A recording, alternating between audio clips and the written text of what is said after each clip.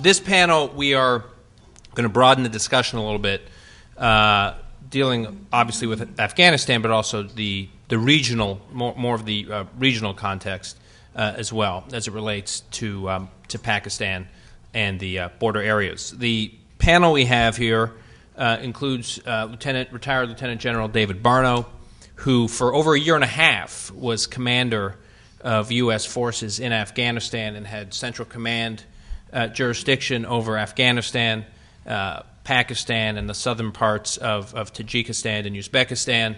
He has served in just about every role from lieutenant up to lieutenant general. He is now the director of the NESA studies program at the Center for Strategic Studies at National Defense University, and prolific writer and analyst, and brings his perspective of the over a year and a half that he served in the region beginning in October of 2003.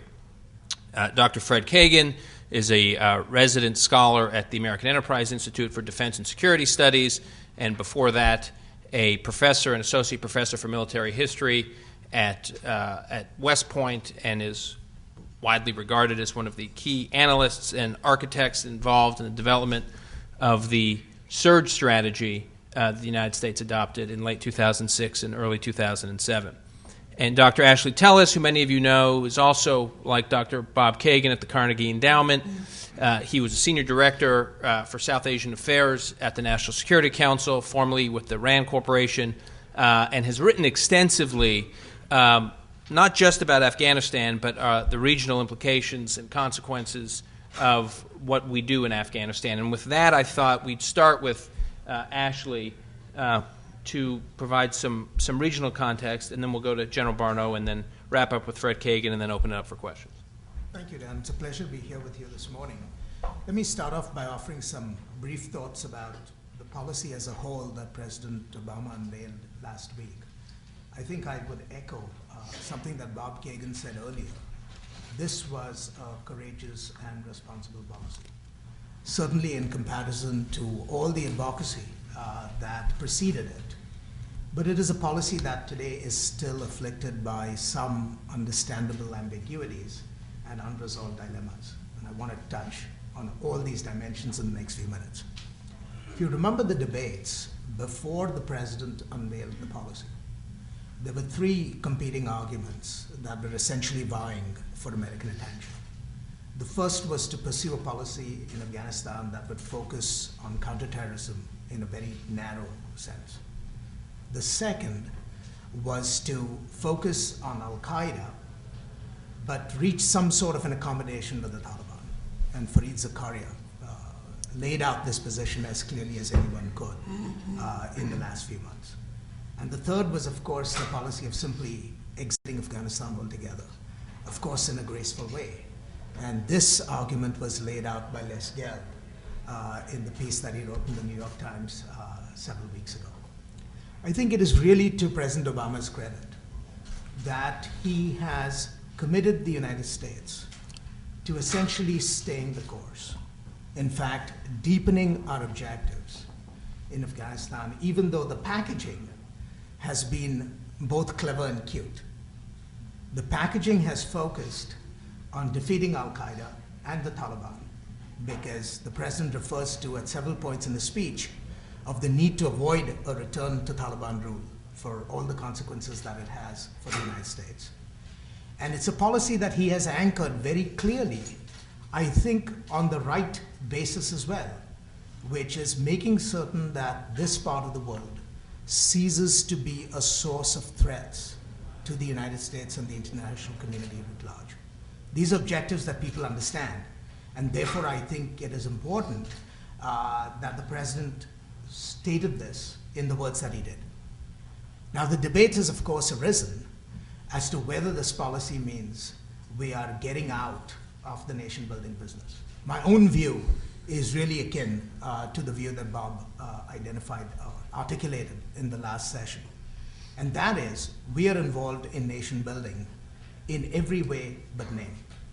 And if you look at the white paper that the administration has put out, among the two objectives that are uppermost identified in the white paper are the need to build accountable and responsible government and to build Afghan national security forces. If this does not constitute a definition of building an effective Afghan state, then I'm not quite sure what is. Let me say a few words about the ambiguities. There are ambiguities, and the ambiguities, to my mind, come in at least along 3 dimensions. First, of course, is the refusal to own up to the fact that we are going to be involved in state building for a long time in Afghanistan. The second, which I think is potentially more problematic, is the unwillingness to admit that we have to stay in Afghanistan for the long term. This is implicit in the president's project, but it's never clearly stated either in his formal remarks or in the white paper that the administration issued. And the third ambiguity, which again was circumvented, was the refusal to say anything about the need for building a responsive or a democratic government. Now, oddly enough, if you look at the administration's project, the administration is committed to doing each of these 3 things. And so we find ourselves in the somewhat peculiar position that we're committed to doing something in deeds, but not necessarily in words. To my mind, of course, a rose is a rose, and by whatever way one calls it, sounds just as good to me. Let me say a few words about the unresolved dilemmas. I think there are 4 unresolved dilemmas that we need to address as we work in the months ahead. The first is the whole question of reconciliation with the Taliban, which appears in the administration's white paper. My own view is that reconciliation with the Taliban is likely to fail. It's certainly likely to fail because the Taliban has no interest in it. But even more importantly, it's likely to fail because it cannot succeed in present circumstances. Reconciliation with the Taliban, in my view, cannot occur through some kind of a negotiated compromise, but only through making the situation in Afghanistan so much better that individual insurgents then progressively start defecting from the insurgency to the government. And so if one wants to think about reconciliation, I think it is more useful to think of reconciliation as essentially the end product of a successful investment in state building rather than to invest upfront in efforts, as the administration proposes, to engage in reconciliation, even with low-level Taliban. The second unresolved dilemma is the question of Pakistan. The white paper and the president's remarks describe the need, obviously, to have the right policy towards Pakistan and to move Pakistan from the currently destructive course that it's locked into a course that is more favorable both to itself and to the United States. But neither the remarks of the president nor the white paper actually identify how we're going to go about doing this. And the fact that we haven't succeeded in helping Pakistan move off its currently treacherous course is not for want of effort in the last administration, but simply because the task is so difficult and because it implicates the interests of very powerful organizations within the Pakistani state. There's nothing that I've seen so far in the administration's approach that suggests that we have a better policy towards Pakistan, or that we will have a better policy towards Pakistan than the one that we've had so far. And unless this is, again, an issue that is engaged, I think we will have difficulties in getting to the end state that we want. The third ambiguity is, of course, the whole problem about the number of troops that will be required and the need to build up Afghan national security forces. I personally found it disappointing, as John Nagel said, that the president did not take the opportunity to commit to a larger indigenous national security force. Nor did he identify the possibility that more American troops would be required for a much longer period of time in Afghanistan than is currently anticipated. The fourth ambiguity which will need to be addressed is the issues pertaining to command and control, which in Afghanistan are particularly vexatious at multiple levels and involve not simply how the military effort is managed, but also the very difficult challenges of integrating both the civilian efforts of reconstruction with the military challenges of counterinsurgency. We haven't done a good job of this so far. The administration seems to recognize it. It talks about the need to do this right, But again, there's nothing that is surfaced which suggests to us how it proposes to fix this problem. And the fifth ambiguity, which refers to one of the questions that was raised in the last panel, is the issue of the elections. This is critical because the elections could turn out to be a turning point in Afghanistan. And US policy, to the best of my knowledge, has not given enough thought to how we want to manage the question of a possible Karzai re-election. I think there are things that can be done that the United States ought to do, including providing financial security support for all the contenders in the Afghan election, providing them with the resources that in a sense levels the playing field and gives the other contenders an opportunity to confront Karzai in an open contest. These are the kinds of things that we need to do. But unfortunately, we haven't given this issue some thought, and I think that may come back to haunt us. Over the long term, I'm going to end on this note, the real question, I think, is going to be less what the administration's rhetoric about our commitments in Afghanistan and Pakistan are going to be. Because at least thus far, we've got the rhetoric right. The real issue is whether we are going to actually put our money where our mouth is and actually find the resources to sustain this fight that we have committed ourselves to. There are going to be pressures from the American public. There are going to be pressures on the Hill. There are going to be pressures from the Europeans over a period of time to whittle our objectives. We have to be steadfast, and the president has to be steadfast. He's said all the right things. I think the next few months will show whether we can actually make good on the promises. Thank you. Thank you. General Barno. Thanks, Dan, and it's great to have the opportunity to talk on a topic today that I've spent a good bit of my recent life certainly involved with. I was out to visit Afghanistan in January this year for several days down in Regional Command South, and got to go to Zabul Province, Kandahar, and Helmand Province, and see firsthand for the first time in a couple of years what things look like down there. Also, my youngest son just returned from a year in Afghanistan, so the family continues its personal commitment to success in that region, and I suspect he'll be going back at some point down the road.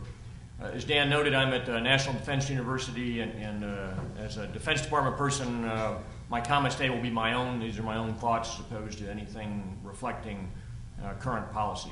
So with that, let me pose perhaps 4 challenges as we look at the road ahead here in Afghanistan, and then close with a few comments on Pakistan, which we've only briefly spoke to there this morning so far. 4 challenges. And as I listened to the President's remarks at the White House on Friday, and then heard a bit of the follow-on conversations with senior administration officials later in the day, it's clear that the next major step in front of the administration is now implementation of this new policy. And so the challenges I want to talk to focus on that very issue.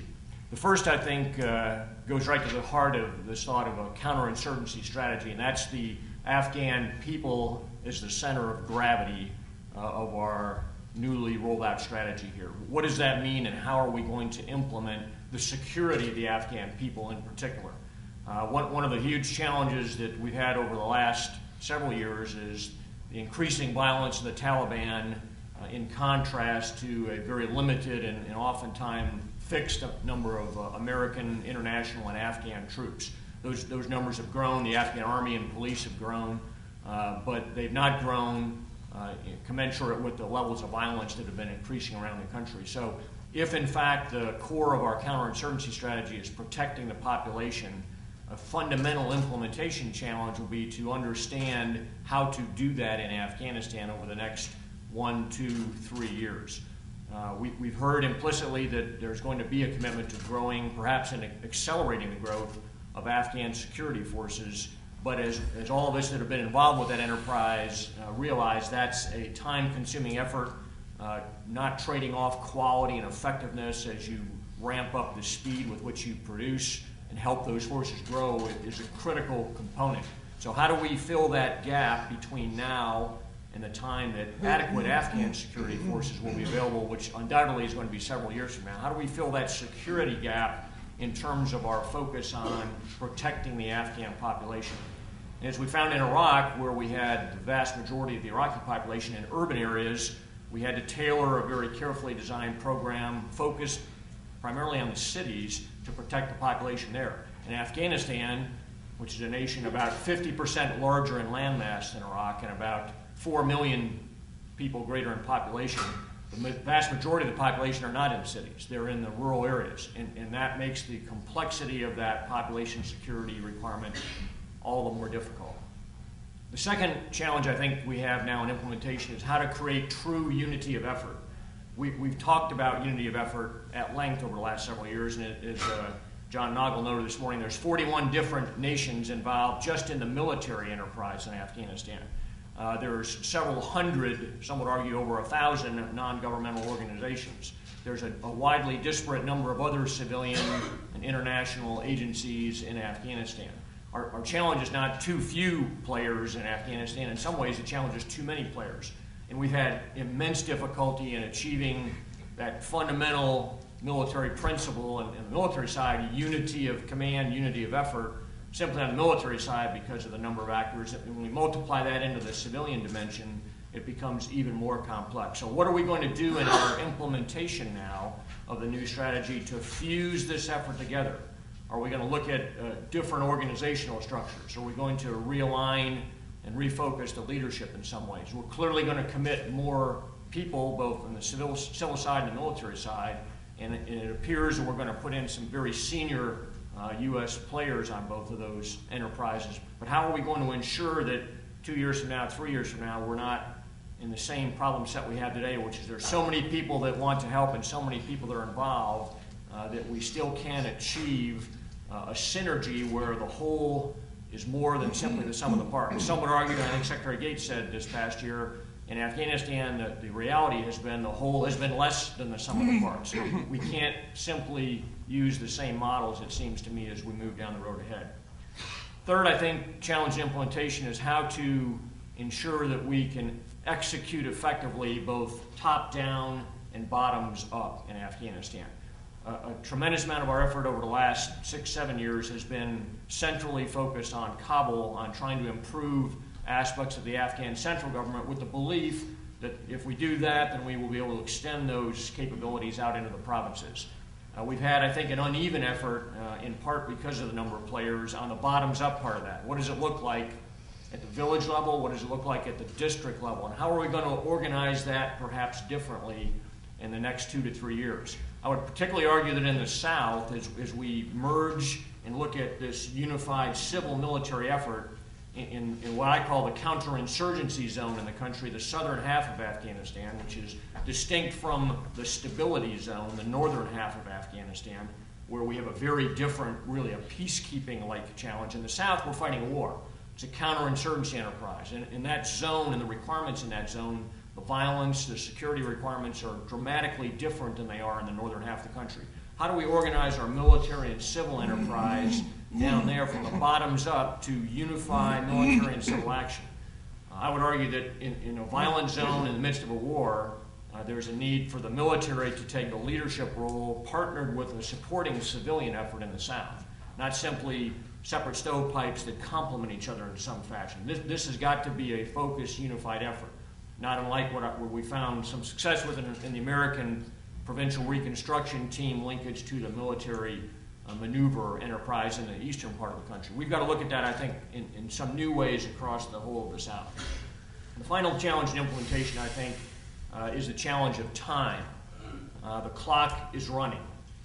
It's not entirely clear, I think, to all the actors involved, be it the Afghans, be it the United States military, be it NATO, be it all of those other players in Afghanistan, how much time is available on the clock in order to achieve, if not success, at least a turnaround of the trajectory in Afghanistan. How much time do we really have? When does our political will in Europe, in the United States, even among the Afghan people, trickle to a point where we no longer have the energy to sustain this effort?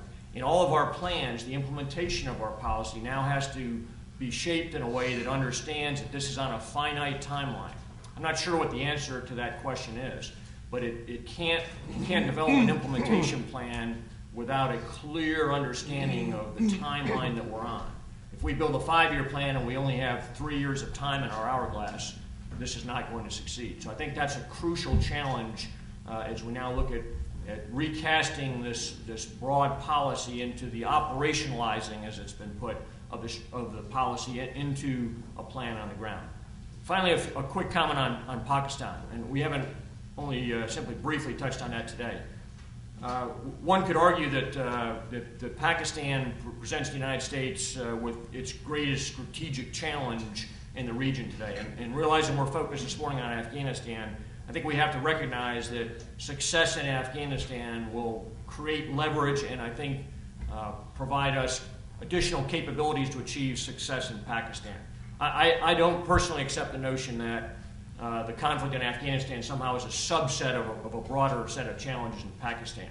And I also don't personally believe that solving Pakistan somehow will allow us to solve Afghanistan. They're clearly interrelated, but the reality is we have, in my judgment, much more influence today inside of Afghanistan, and our prospects for turning that around are quite good if we aggressively implement the policy we heard on Friday. That success in Afghanistan will give us tremendous leverage in terms of where we want to go with Pakistan. On the reverse of that, of course, failure in Afghanistan, as we heard from earlier speakers, will simply move Pakistan more rapidly down the slope towards further problems in that nation. So I think we have to look at Pakistan independently, in a sense, from Afghanistan and a related regional strategy. And part of our look at Pakistan with regard to the United States has to be, how do we convince the Pakistanis that the U.S. is a long-term strategic partner with them in the region? So much of their decision-making, in my view, is based upon the expectation that the Americans are simply going to walk out the door at some point. How do we disabuse them of that notion? How do we build confidence that we're there for the long haul and that they can change their calculus to reflect that fact? That will give us a tremendous degree of increased capability in the prospects for success in Pakistan. And again, our success in Afghanistan, I think, will be a key component of that. Thank you. Thanks, General Barno. Fred Kagan, who just returned from Afghanistan, spent almost a month there. Turn it over to you. Thank you, Dan. Actually, I spent about 9 days in Afghanistan and then another 9 days in Iraq, and I apologize for the noises I've been making. I seem to have brought back a souvenir. I want to start off by saying I fully support the President's stated policy, and I will work as hard to help this President succeed as I worked to help the previous President succeed, or rather to help this policy succeed, because I think it is absolutely important, absolutely vital to American security. And I hope and believe that this actually can be a bipartisan effort and can remain a bipartisan effort, because it is so clearly in the nation's interest.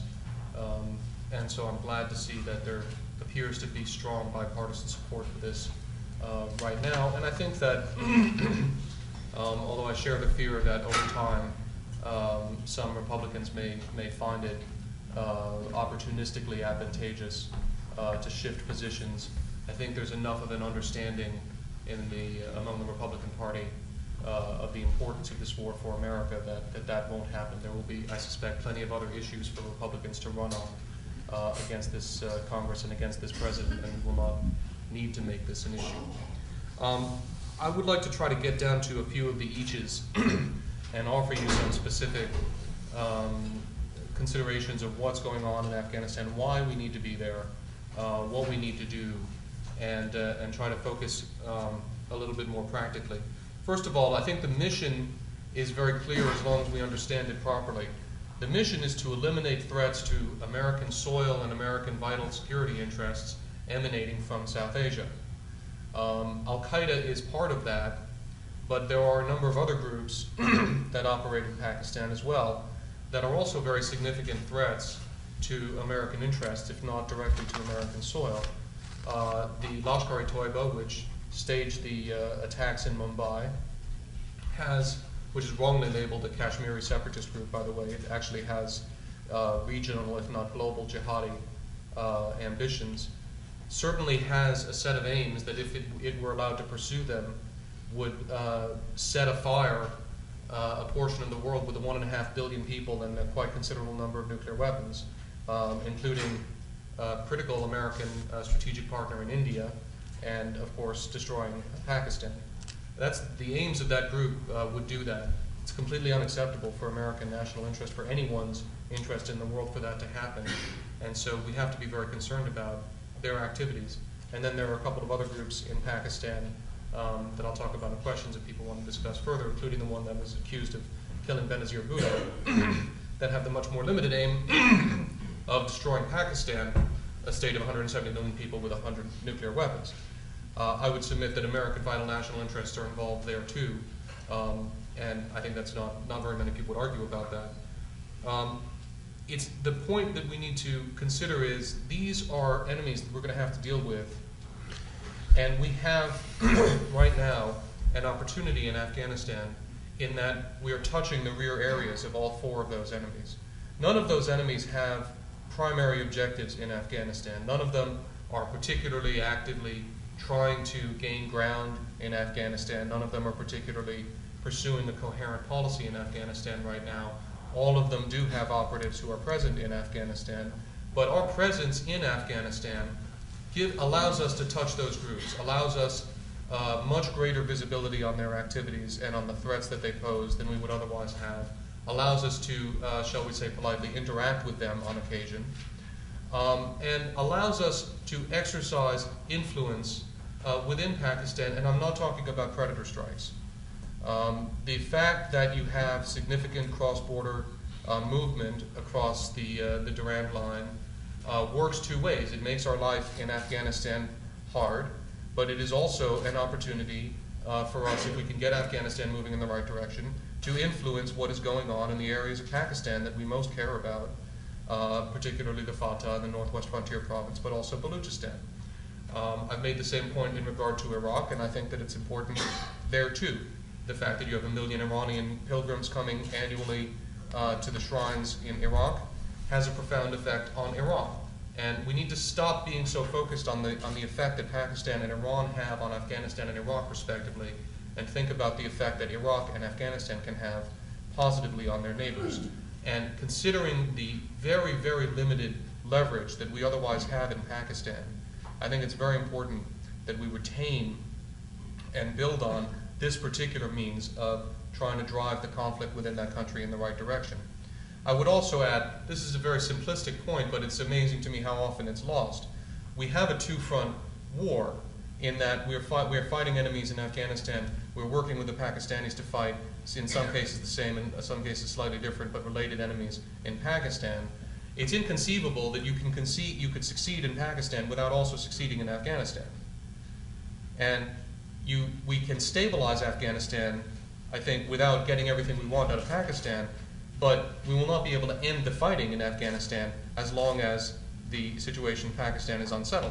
The only way for this to work is for it to work on both sides of the border.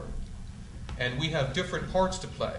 In Afghanistan, we have a much more direct role to play. In Pakistan, we have a much more indirect role to play. But the United States has to play both roles simultaneously and play them well in order for this to work. And so these are two halves.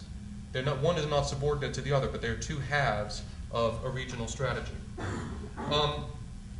One of the positive things that we need to note about the situation in Afghanistan, after all of the media hoorah about how it's headed off a cliff, first of all, just to put that in perspective, the peak of this year's winter violence was significantly less than a quarter of the peak of the violence that we saw in Iraq at the end of 2006. One of the things that happened in terms of the media excitement about this is that Afghan violence is very, very cyclical. There is a fighting season, there is a winter lull. This winter was a relatively mild winter, so the lull came later and was less of a lull, but there is a lull. The media started paying close attention to this war as the fighting season got into high gear and saw a trend line that went up like this and then extrapolated it to infinity. In fact, what happened is trend line went like this, and we're back down to relatively lower levels of violence. It'll go up again this summer, but we have to be very careful as we ride the sine wave of violence in Afghanistan, not to allow any given 3 or 4 week period or 3 or 4 month period to sway us as we pay attention episodically, which is one of the problems that Americans have with these kinds of wars, to this war, and we say, oh my God, we've had 4 bad months in a row. Well, we're going to have 4 bad months in a row. That's what fighting is like in Afghanistan. The question is, how do they compare to the equivalent 4 months in the previous year? What was actually happening? What was generating the violence? And so forth. So we're going to have to peel that back. But one of the good news stories about Afghanistan compared to Iraq is that there is no civil war in Afghanistan. And it's an incredibly important point, in my view, that is often forgotten. There certainly are armed groups among the Tajiks and the Uzbeks and the Hazaras, because everyone in Afghanistan is armed. There's no Afghan community that doesn't have an armed group. But they are not engaged in fighting against the Pashtuns. And the Pashtuns are not engaged in fighting against the Tajiks and the Hazaras and the Uzbeks. What you have in Afghanistan is a straightforward, predominantly, overwhelmingly Pashtun insurgency against a government at whose head sits a Pashtun, and will probably continue to sit a Pashtun. So you don't have the kind of inter-ethnic or intersectarian violence that you had in Iraq, and that's incredibly important because that was the thing that was driving Iraq rapidly off the cliff. What terrorized all of us at the end of 2006 and galvanized the administration into making that courageous decision was the fact that the populations in Afghanistan were actually mobilizing at a very local level to fight each other. And that is, there's a short road from there to the abyss. I don't think there's a short road to the abyss in Afghanistan. We're not looking at that kind of dynamic. And so this is an insurgency. It's a nasty fight. It's a serious set of enemies that's very complicated. But for a wide variety of reasons, I would submit this is not harder than Iraq. This is not harder than Vietnam. This is not the hardest thing in the world. We're making it look very hard for a variety of reasons. And I think there are inherent problems here. But this is something that is perfectly manageable if we can maintain the will to do it and if we approach it properly. What are the things that we have to do concretely? The center, we could talk about the center of gravity of the population, and that's from a counterinsurgency perspective, right, and that has to be the focus of our troops' efforts. But our overall effort has to be focused a little bit differently than that, and that is we have to work to be establishing the legitimacy of the Afghan government. That's how you end an insurgency. Okay? And you don't usually have to make that point because that's sort of an obvious point to a counterinsurgent, but unfortunately, in part because of the fact that the current structures we have in Afghanistan were not built to deal with an insurgency. They were built to deal with a post-conflict situation where we thought that the insurgency was over, and we've not yet fully gotten over that mindset and the way the structures function. We have too much development going on in the way that development traditionally goes on in the world, which is not focused on building the legitimacy of local governments. And in particular, one of the things that we are not doing in Afghanistan is pouring a lot of money into the Afghan government so that the Afghan government can spend it. Instead, we are doing a lot of aid projects directly, having spoken with locals and figured out ideally what they want, but then we do the project, we contract the project. This is a problem, because that doesn't give the government legitimacy. And in many cases, by the way, the Taliban takes credit for the projects. Either they'll literally put a sign saying brought to you by the Taliban, or more frequently what they'll do is say, the Taliban has decided, the Quetta Shura Council has decided that we will permit this project to go forward and we will not destroy it. Congratulations to the Afghan people. And then they take credit for it in that way. But the government gets nothing out of it. Now, one of the reasons for this, of course, is because there's extremely limited capacity in the Afghan government to spend money, and there's a real fear that a government which has been pervasively corrupted by narco money will misappropriate funds. I can guarantee you that it will misappropriate funds. I can guarantee you that it will not spend money effectively. I think we've seen this movie before. It was called Iraq. But it was incredibly important that we accepted the downside risks that some of our money would be misappropriated and some of it would not be spent and lots of it would not be spent properly in order to accept the incredibly important upside benefit of working to legitimize the Iraqi government, which has, amazingly enough, actually worked. We are not moving down that path in Afghanistan. We are still intolerant of Afghan institutions that are not fully compliant with international standards of transparency. And if we continue down that road, we will never have a capable Afghan government that can be seen as legitimate in the eyes of its people.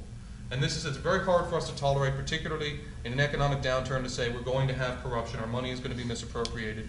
But this goes back to the question, I think John Nagel put this very well. Do we ever want to be able to leave Afghanistan? If we do, then there are certain prices that we have to pay, and unfortunately, inefficient and some corrupt use of monies that are donated from the international community is one of them. I echo the sentiments of everyone who regrets the fact that the President didn't commit to increasing the size of the Afghan National Security Forces. This is a no-brainer once you get on the ground. it is, even if you're not on the ground, it's apparent, as John pointed out, even if you just do the math. This is something that has to happen. It has to happen much more quickly. And again, it's going to require accepting the downside risk that we are going to produce a force that is of less quality, it is less well trained, it is less well led. It is also less well read. It's more, illiteracy is a significant problem in Afghanistan. But the funny thing is, you will hear trainers in Afghanistan talk about how there aren't enough trainable Afghans because of the illiteracy rate. Go back and look at most armies in history.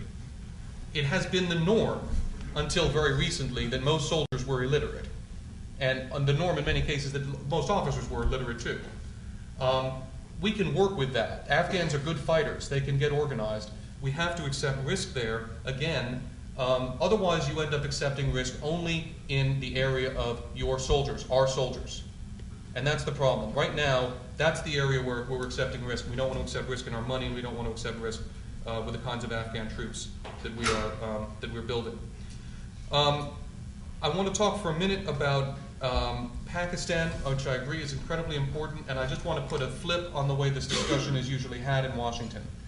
I don't think it's the case that what we need to do above all is reassure Pakistan that we're going to take care of Afghanistan and stay there so that they don't need the Taliban and they don't need to support the Haqqani network, because I don't think that that's the only reason they're supporting those groups.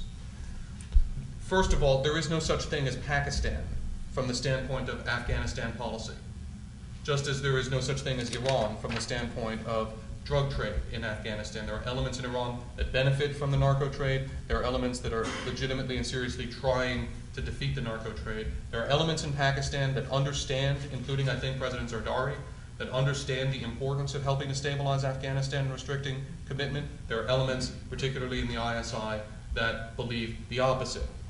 But those guys are not just worried about a vacuum. Those guys are worried about India. And the people who are most hard over in Pakistan on supporting the Taliban and supporting the Haqqani network see us as a Trojan horse that is injecting Indian influence into Afghanistan. They are just as concerned about the fact that Indian firms are building roads in Afghanistan as they are about the possibility of Indian troops coming into Afghanistan. For those guys, it's not enough to tell them that this is going to be okay, you don't need to worry, because they're going to worry. What we have to tell them is, your proxies are going to lose. And if you commit yourself, if the ISI commits itself to having influence in Afghanistan via the Taliban and via the Haqqani network, it is not going to have influence in Afghanistan at all.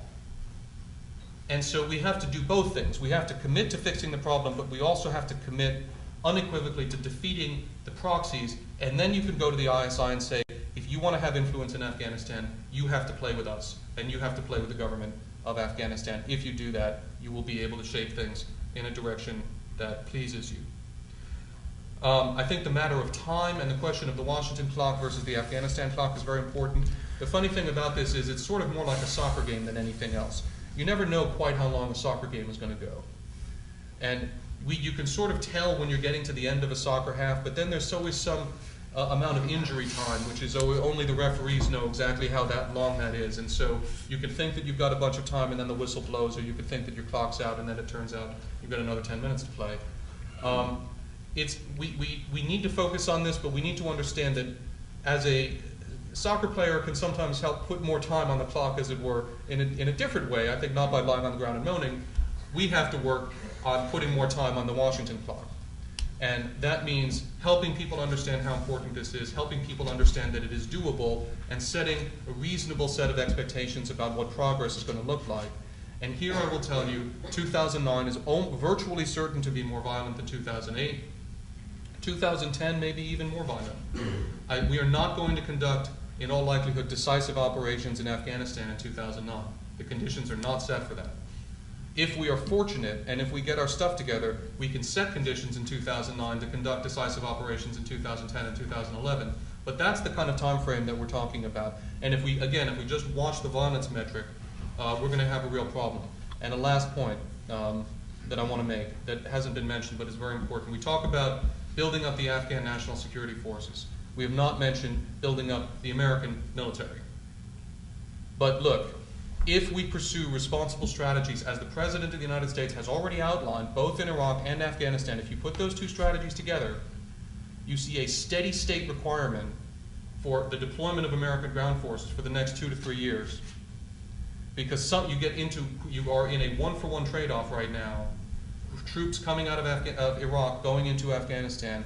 I think if we actually resource this fight properly, that's going to continue to be true well into next year. We have been talking now for 8 years about how overstrained our ground forces are. And we have excused ourselves from dealing with that on a wide variety of bases, including that it was Bush's war and we should have done it in the first place and we should just get out and so forth.